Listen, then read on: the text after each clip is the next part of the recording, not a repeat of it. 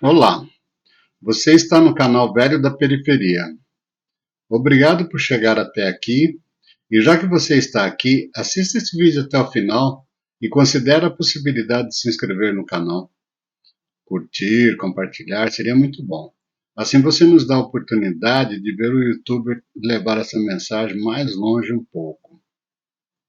Hoje não podia deixar de falar sobre o espetáculo circense encenado em um dos picadeiros de uma certa instituição brasileira que já foi séria. Vamos ao vídeo.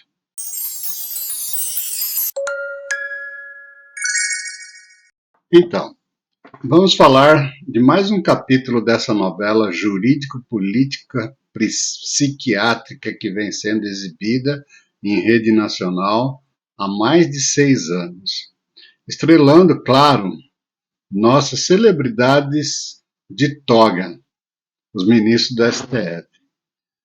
Já foram respeitados, já tiveram credibilidade. Hoje, se colocarem uma enquete no boteco da esquina perguntando quem confia no Supremo, até o papagaio responde dando risada. E já vou logo entregando o final. O mocinho perde. Vai preso, humilhado, arrastado pela lama da narrativa oficial. E no lugar dele, entra aquele que já foi preso, condenado, adora um goró e cujo currículo vitae tem mais processo que muito tribunal. Mas fazer o quê, né? Aqui, bandido é tratado como estadista e quem reza com a família vira terrorista. E o mais curioso é que, apesar de todo mundo saber o final, ninguém sabe direito o roteiro. Talvez nem o diretor da peça. Mas quem se importa com lógica, coerência ou cronologia? Isso é coisa de filme B. Aqui o gênero é surrealismo tupiniquim. A gente já teve realismo mágico na literatura, agora temos legalismo fantástico no judiciário. Lá atrás, o cinema brasileiro já deu o recado com Glauber Rocha e seu famoso lema: uma ideia na cabeça e uma câmera na mão. A proposta era improvisar com estilo, ir montando o roteiro na base do que acontecesse. Só que agora a versão atualizada desse lema é uma ideia na cabeça e uma caneta na mão. E acredite, essa caneta vale mais que qualquer Oscar.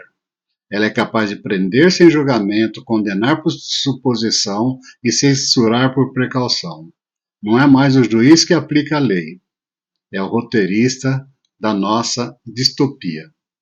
Essa semana, num teatrinho montado em Brasília, um desses homens de capa preta mostrou que atualizou bem o método do Glauber. E ele tem várias cenas guardadas no bolso do paletó, tipo mágico de festa infantil. Tem cenas sobre cartão de vacina, sobre importunação de baleia, sobre presente roubado, que antes era só lembrancinha, sobre reuniões com embaixadores, fake news, tentativa de golpe, um verdadeiro multiverso da Marvel do judiciário. E para cada uma dessas superproduções entra em cena a figuração. A PF, agora uma espécie de elenco fixo, treinada para invadir casa de madrinha de batizado, prender celular de senhorinha e cumprir mandado baseado em indícios de intenção futura. O MP faz o papel do produtor executivo, assinando embaixo sem ler só para não perder a vaga na próxima temporada. Depois de que todas as cenas são gravadas, com um orçamento que faria inveja à Netflix, o capa preta puxa do bolso a sua caneta mágica e não faz nada. Guarda tudo. Vai que um dia dá para usar, né? Tipo carta na manga do jogador experiente. Mas agora a produção resolveu focar na cena do golpe. Ah, essa sim merecia atenção especial. Reforçar o orçamento, contratar uma emissora inteirinha para virar o microfone oficial do enredo. Uma espécie de... Bem, melhor nem comparar com certas profissões, a mais antiga do mundo, que seria até injusto com elas. A emissora, coitado, virou escrava da própria narrativa. 24 horas por dia, 7 dias por semana, repetindo o script que veio da sala do roteiro. O golpe vem aí. Tudo com aquela voz séria de plantão de tragédia, mas vendendo um roteiro de comédia pastelão. Segundo esse roteiro, o tal golpe começou a ser planejado 2 anos antes do presidente sair. Ele, o mocinho, fez uma live revelando um inquérito que era público até ele mostrar. Depois virou sigiloso como mágica. Descobriu-se que um hacker ficou meses dentro do sistema do TSE, tipo hóspede fixo. Se duvidar, só faltou pendurar uma rede de dormir lá dentro dos servidores daquele órgão. É claro, um plano tão sofisticado assim, nada poderia dar errado. O herói do golpe ainda forjou um cartão de vacina para ir para os Estados Unidos. Porque, veja bem, sem essa etapa o golpe não funcionaria. Também fez questão de incomodar baleias, porque se os mares não estivessem dominados, o golpe poderia naufragar. Reuniu com embaixadores? Bingo! Porque todo bom golpista precisa da aprovação democrática de figuras democráticas como Maduro, Xi Jinping, Ortega e outros, né? Sem eles, não há golpe com credibilidade. Para fechar com chave de ouro, o líder do golpe nomeou os novos comandantes das Forças Armadas do governo que iria tomar posse ainda. Já pensando no futuro, claro, porque ninguém quer dar golpe com gente desconhecida, gente que ele não tinha nomeado. E teve a tal viagenzinha para os Estados Unidos, logo antes do ato final. Golpista que se preze não pode estar presente no dia da ação.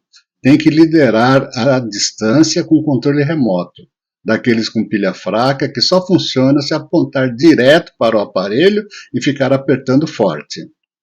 E foi então que veio a cena mais inacreditável dessa superprodução: a arma secreta do golpe. Lá no meio da multidão surge ela, a terrorista cabeleireira. Uma senhora comum, aparentemente inofensiva, mas treinada por anos em Paulínia. Sim, a metrópole dos salões de beleza. Para usar a arma mais devastadora já registrada pela justiça brasileira. Um batom. Se você for numa farmácia, você não acha desse batom. Loja de cosmético, nem pensar. Aquela vizinha que vende Jequiti Natura, também não. Não era um batom qualquer. Não, longe disso. O homem da capa preta tem certeza, era um batom atômico. É um batom especial, exclusivo para missões de sabotagem democrática. E com ele, a cabeleireira, não, a agente infiltrada escreve numa estátua a temida mensagem: perdeu Mané. Sim, essa foi a gota d'água. A frase que ameaçou toda a estrutura do Estado Democrático de Direito. O símbolo da justiça brasileira. Que, aliás, eu jurava que esse símbolo era a seriedade. Tremeu diante de 2 palavras escritas com batom. O autor original da frase, aquele capa preta conhecido pelo vocabulário refinado e pelas palestras em Nova York, ficou indignado. Acusou a cabeleireira de plágio. Imagine só, depois de tanto tempo elaborando aquela pérola filosófica, vem uma cidadã qualquer e usa sem dar créditos. Um plágio absoluto. Pior do que aquele outro do livro do rapaz da caneta absoluta. Absurdo. Motivo mais do que justo para uns bons anos de cadeia, longe da família, dos filhos, da igreja, de tudo. Outro ministro da caneta mais poderosa do hemisfério sul também ficou abalado. Como assim? Alguém que cuida de cabelo, um recurso tão nobre e escasso entre os poderosos, se mete a escrever em estátua. Isso fere os princípios basilares da deferência capilar. Pela falta de empatia com as autoridades despossuídas de pelos na cabeça, veio a pena. Multa de 30 milhões de reais. Claro, de reais.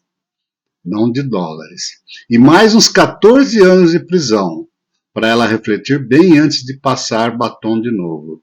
Tudo dentro da mais rigorosa proporcionalidade jurídica do universo alternativo onde estamos vivendo. E aí chegou o grande dia, 8 de janeiro, o dia do golpe.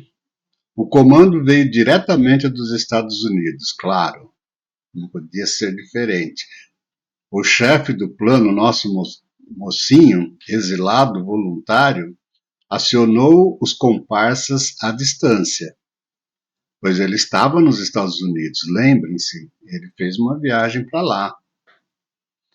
Tudo via controle remoto, Wi-Fi ou talvez sinal de fumaça, já que a conexão brasileira é imprevisível. Lá em Brasília, quem deu apoio à tropa de choque foi ninguém menos que o G. Dias, General Dias, aquele responsável pelo Gabinete de Segurança Institucional do Presidente da República, aquele que foi indicado, nomeado pelo presidente que tomou posse no dia 1º de janeiro, não se esqueçam disso. O papel do G. Dias: abrir a porta, servir água e café e garantir que os precursores, ou melhor, os verdadeiros quebradores de tudo, fizessem o serviço.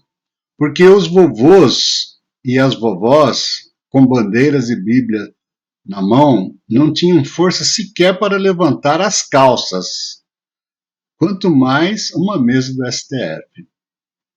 Teve até fotógrafo da Reuters contratado, o tal do Adriano Machado, mas o rapaz estava meio enferrujado. Teve que pedir para um dos vândalos repetir a cena de quebrar a porta, porque perdeu o take.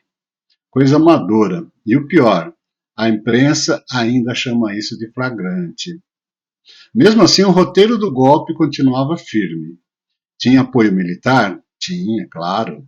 Mas aí aconteceu o imprevisto. Esqueceram de combinar com o taxista. Pois é, os conspiradores iam sequestrar 3 autoridades da República, mas faltou transporte. Um detalhe logístico que acabou com todo o plano.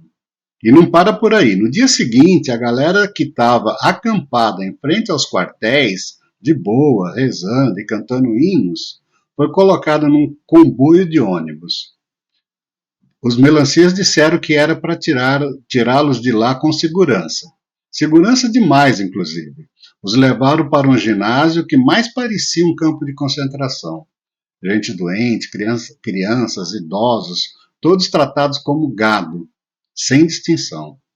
Depois disso, o homem da caneta mais poderosa foi conduzindo a farsa até chegar na encenação que vimos nesta semana. 5 pessoas que deveriam ser juízes, mas não são, só conseguiam pensar que não podemos contrariar o caneta poderosa. O médico disse que não podemos contrariar psicopatas. Se discordar dele, ele pode surtar e sabe lá o que ele combinou com os miquinhos amestrados da SPF, Santa Polícia Federal. De repente, a gente discorda do careca e entra aí uma tropa da SPF, armada até os dentes, e nos leva presos. Então, os 5 personagens desse circo de horror preferem fazer o que o mestre mandar. Tá certo que alguns já começam a pensar: se eu ficar agindo igual ao careca, os Estados Unidos vão me proibir de entrar lá. É melhor isso que um avião onde eu estiver viajando cair em algum lugar por aí. Eu não vejo o Mickey, mas vou para o Maranhão, curtir os lençóis maranhenses. Resultado? O mocinho virou réu, ele e mais uns 7 ou 8 coadjuvantes. Tudo seguindo o roteiro daquele que não admite que alguém com cabelo seja cliente de uma tal Débora. E ainda ousa escrever perdeu mané sem autorização prévia da Suprema Corte da Estética Nacional. E assim termina mais um ato dessa tragicomédia tropical. O final a gente já conhece, resta saber quantos capítulos ainda vão inventar até lá. Que Deus tenha misericórdia de nós. Se você chegou até aqui, parabéns. Você tem mais paciência que o ministro do STF lendo habeas corpus. Curta, compartilhe, mande para aquele amigo que ainda acredita em narrativas. E se não gostou, tudo bem. pode dar dislike. Aqui, pelo menos, você ainda pode discordar. Direto da periferia do Império do Absurdo, até o próximo episódio.